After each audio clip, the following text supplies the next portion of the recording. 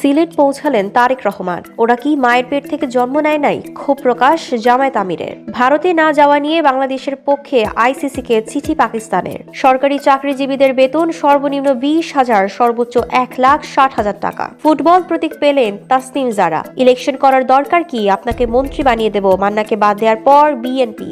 লুটেরা ভোট ডাকাতদের নির্বাচন করতে দেয়া হবে না, হুঁশিয়ারি হাসনাত আব্দুল্লাহর। সব সাইজ হয়ে যাবে, ঢাকায় কোনো সিট দেব না বললেন জামায়াত প্রার্থী খালিদুজ্জামান। এবার গানম্যান চাইলেন হান্নান মাসুদ। সিলেট পৌঁছেছেন বিএনপির চেয়ারম্যান তারেক রহমান। পৌঁছানোর পর হযরত শাহজালাল রাদিয়াল্লাহু আনহু এর মাজার জিয়ারত করেছেন তিনি। তারেক রহমানের উপদেষ্টা মাহদি আমিন জানান, বৃহস্পতিবার থেকে তিনি আনুষ্ঠানিকভাবে নির্বাচনী প্রচারণা শুরু করবেন। কর্মসূচি অনুযায়ী সকালেই সিলেট আলিয়া মাদ্রাসা মাঠে অনুষ্ঠিত অনুষ্ঠানে যোগ দেবেন। এরপর দুপুরে মৌলভীবাজারের আহিনপুর মাঠে সমাবেশে অংশ নেবেন। ফেরার পথে হবিগঞ্জ, ব্রাহ্মণবাড়িয়া, কিশোরগঞ্জ, নরসিংদী এবং নারায়ণগঞ্জে বিভিন্ন জনসভায় ভাষণ দেবেন তারেক রহমান। ওরা কি মায়ের পেট থেকে জন্ম নেয় নাই? তাদের ঘরে কি মা বোন নেই? জামায়াতের নারী কর্মীদের ওপর হামলার ঘটনায় এভাবেই ক্ষোভ এবং নিন্দা জানালেন দলটির আমির ডক্টর শফিকুর রহমান। পাশাপাশি তিনি বলেন, কোনো ধরনের মব সৃষ্টি করার এখতিয়ার কোনো ব্যক্তি বা দলের নেই। আমরা এই নোংরা মবের নিন্দা জানাই। এ সময় শফিকুর রহমান প্রশ্ন তুলে বলেন, মায়েদের গায়ে হাত দিল,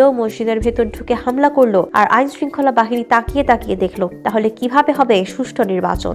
বাংলাদেশের সমর্থনে আইসিসিকে চিঠি পাঠিয়েছে পাকিস্তান ক্রিকেট বোর্ড। চিঠিতে বর্তমান আঞ্চলিক রাজনৈতিক পরিস্থিতি উল্লেখ করে বলা হয়েছে, বাংলাদেশের ভারতে না খেলার সিদ্ধান্ত এই সময় যৌক্তিক। চিঠির অনুলিপি আইসিসি বোর্ডের অন্যান্য সদস্যদেরও পাঠানো হয়েছে বলে জানানো হয়েছে। এর আগে সরকারের পূর্ণ সমর্থন নিয়ে নিরাপত্তাজনিত কারণে ম্যাচ শ্রীলঙ্কায় আয়োজনের প্রস্তাব দেয় বাংলাদেশ ক্রিকেট বোর্ড। তবে আইসিসি নির্ধারিত সূচি এবং ভেন্যু পরিবর্তনের বিপক্ষে তাদের অবস্থান ধরে রেখেছে। সরকারি চাকরিজীবীদের বেতন সর্বনিম্ন 20,000, সর্বোচ্চ 1,60,000 টাকা হওয়ার সুপারিশ করেছে 21 সদস্যের বেতন কমিশন। নতুন বেতন কাঠামোর আওতায় বেতন বৃদ্ধির হার 100 থেকে 147% পর্যন্ত প্রস্তাব করা হয়েছে। সুপারিশ অনুযায়ী বৈশাখী ভাতা 20 থেকে 50% বাড়ানো হবে এবং যাতায়াতের ভাতা 10ম ধাপ থেকে 20তম ধাপে প্রযোজ্য হবে। চলতি 2026 সালের 1 জানুয়ারি থেকে আংশিক বেতন কাঠামো বাস্তবায়নের সুপারিশ করেছে। এটি পুরো মাত্রায় কার্যকর হবে 2026-27 অর্থ বছরের প্রথম দিন, অর্থাৎ আগামী 1 জুলাই থেকে। ফুটবল প্রতীক পেলেন ঢাকা 9 আসনের স্বতন্ত্র প্রার্থী ডাক্তার তাসনিম জারা। বুধবার দুপুরে ঢাকা বিভাগীয় কার্যালয় থেকে তিনি প্রতীক সংগ্রহ করেন। প্রতীক পাওয়ার পর ডাক্তার তাসনিম জারা বলেন, খিলগাঁও, সবুজবাগ এবং মুগদা এলাকায় জনসংযোগের সময় অনেকেই জানতে চেয়েছেন ব্যালট পেপারে কোন প্রতীকে তাকে পাওয়া যাবে। আজ সেই প্রশ্নের উত্তর মিলেছে বলে জানান তিনি। তাসনিম জারা জানান, আসন্ন জাতীয় সংসদ নির্বাচনে ফুটবল প্রতীক নিয়ে তিনি প্রতিদ্বন্দ্বিতা করবেন এবং আগামীকাল থেকেই নির্বাচনী প্রচারণা শুরু হবে।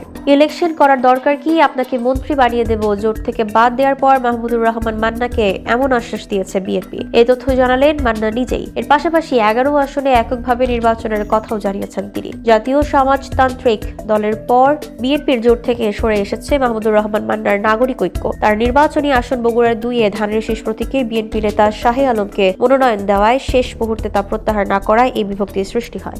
লুটেরা ভোট ডাকাতদের নির্বাচন করতে দেওয়া হবে না, এমন মন্তব্য করলেন কুমিল্লা 4 আসনের প্রার্থী হাসনাত আব্দুল্লাহ। একই আসনের বিএনপি প্রার্থী মঞ্জুরুলের করা রিট খারিজ করে তার প্রার্থিতা অবৈধ ঘোষণার পর এমন মন্তব্য করেন তিনি। এ সময় হাসনাত আব্দুল্লাহ বলেন, ঋণ খেলাপিদের বিরুদ্ধে শক্ত অবস্থান চলমান থাকবে। লুটেরা ভোট ডাকাতদের নির্বাচন করতে দেওয়া হবে না। এর আগে কুমিল্লা 4 আসনে বিএনপির প্রার্থী মঞ্জুরুল আহসান মুন্সির প্রার্থিতাকে অবৈধ ঘোষণা করে রিট আবেদন খারিজ করেন হাইকোর্ট।